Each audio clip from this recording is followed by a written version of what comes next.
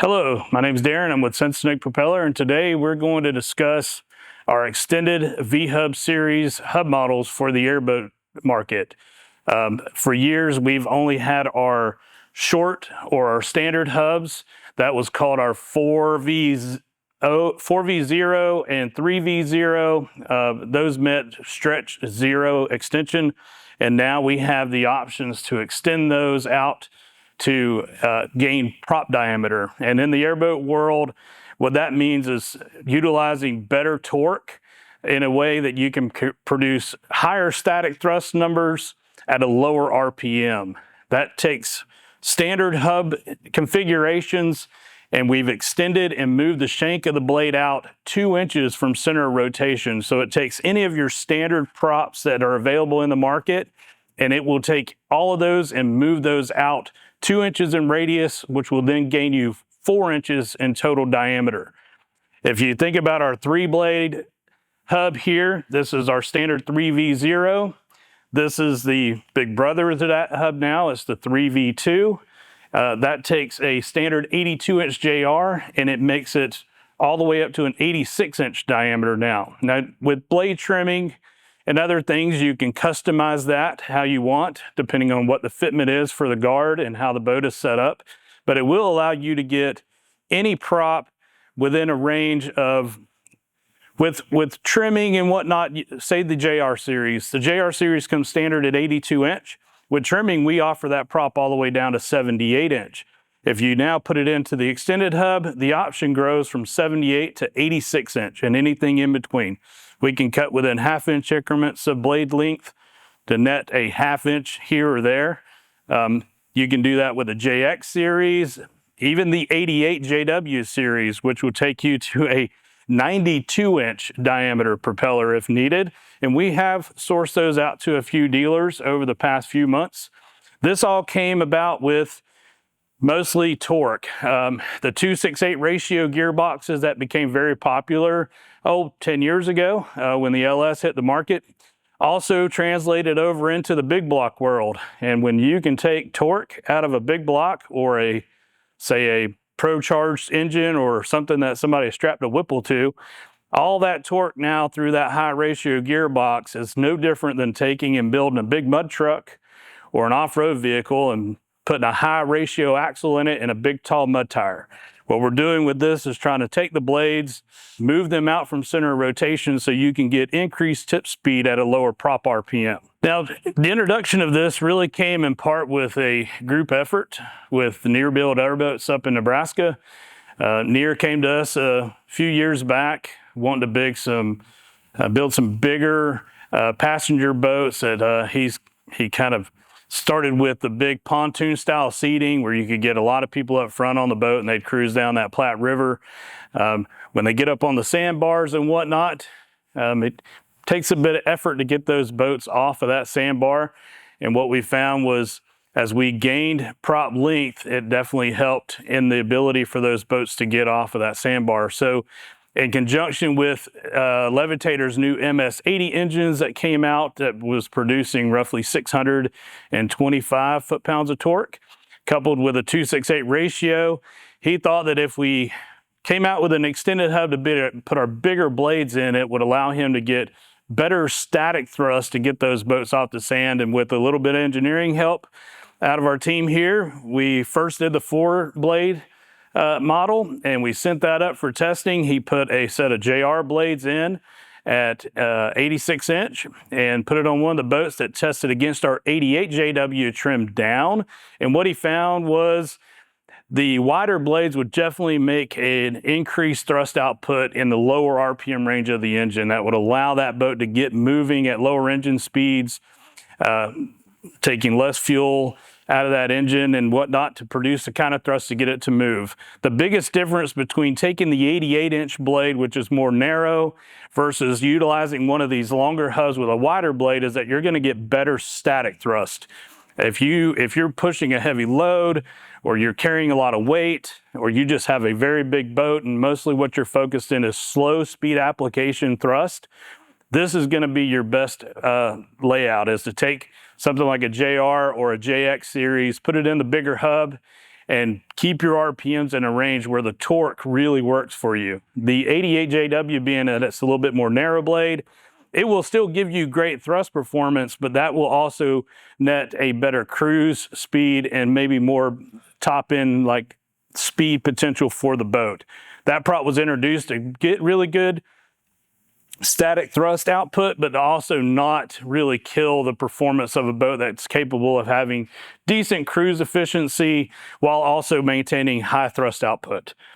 Some common applications for these started with the extended 4-blade hub with our JR series blades at 84 to 86 inch on that MS-80 engine with a 268. That's roughly putting around 400 foot-pounds of torque per blade at around a final RPM of 2,000. So if you use that calculation and you apply those numbers, if you're under 2,000 RPM with roughly 400 foot-pounds of torque per blade, you'll want to run the JR series. That can either, and you could put that into a 3-blade combination if you like. If those numbers work, you can apply the numbers per blade to the amount of torque with the final RPM. So if you're in that 5,300 RPM range, producing 625 foot-pounds of torque, or in the range of that, with a final RPM of say 2,000, then you would run the JR series. If you go higher in your torque number, but you're also increasing final RPM ratio to a higher number, you can also still stay in the JR series. The JR will pretty much accommodate anything from about 400 foot-pounds of torque to almost 500 foot-pounds of torque. As you get to the higher torque number, you would want to also increase your final prop speed from say 2,000 to like 2,100 RPM. The props can handle more torque if you do turn them to a higher final max RPM. So say the MS-70 engine, which produces 550 foot-pounds of torque, you're going to roughly put around 490 foot-pounds of torque to that in say a 3-blade option, but it's at 2,100 versus 2,000. To tap into the JX series, you're going to probably need to add another 100 foot-pounds of torque or more to that number. So something around 2,000 final prop RPM would say a big block at 632. You're going to put roughly 550-ish foot-pounds of torque per blade. So if you think about something around 2,000 RPM with 550 foot-pounds of torque per blade, you would definitely want to jump into the JX at that point. There are other blades you could put with these hub models. We may have more hubs to introduce to this. We only started with the 3 and the 4-blade option just because that covered 90% of the market. There is an option that we could do a 2-blade extended hub and possibly a 5-blade, but as of this point, we have not came across a combination that really netted the need for a 5-blade 86-inch wide propeller. Could be in the future, but we'll see. Okay, another thing we'd like to talk about too is how you can go about knowing which hub you have on a boat that maybe you've purchased, or if you've just picked up a boat and you want to verify what you've got from a manufacturer or dealer. Simply taking quick measurements or checking model designations will help you to determine which hub you have, and it'll also help you to know if you can go out and measure the current hub that you have and you're trying to validate length. You can check your hub versus what I'm going to give you for measurements right now so that you can tell whether or not you can add this to your current setup or request it on your next boat that you get from the dealer. If you are checking your 3 blades, it's simply taking a measurement close as you can get to center, and you would see that this is just a shade over 5.5 inches long, whereas the extended hub is just over 7.5. Again, we're just moving that shank 2 inches out from center of rotation to increase diameter from what would be a standard 82 to a standard 86. Same thing goes for the 4 blades. If you were to pull a hub, a tape measure across, you'll see it's just over 11.25 inches long from side to side. And the extended 4-blade hub is just over 15.25. So again, just adding that 4 inches in length. The other way to determine which hub that you also have is you can go and look at the engraving that is done on the CNC. You're looking at the 4V2 M8. That is the model number of the hub. The V series hubs, like in the logo there, it has the big V above the Sensenich. That tells you this hub can be used with our J series product line in the airboat division. The shorter version of that hub you see there is the 4V0 M8. The M8 is just basically the bolt pattern that we use, which is standardized across the belt drive gearbox market. Also, it's standard on the Lycoming aircraft engines, especially the O360s and O540s. That is the standard 1/2-inch bolts that work in the 3/4-inch drive bushings. The 3-blade hub there, you'll see it has the model 3V2 M8, which also has the extension. You'll also see that on the top of the hub there is also a decal that will come. These all come from inspection. Once the hub has made it through final inspection, they'll apply that. And then lastly is the standard 3-blade short hub, or the 3V0 M8 series hub.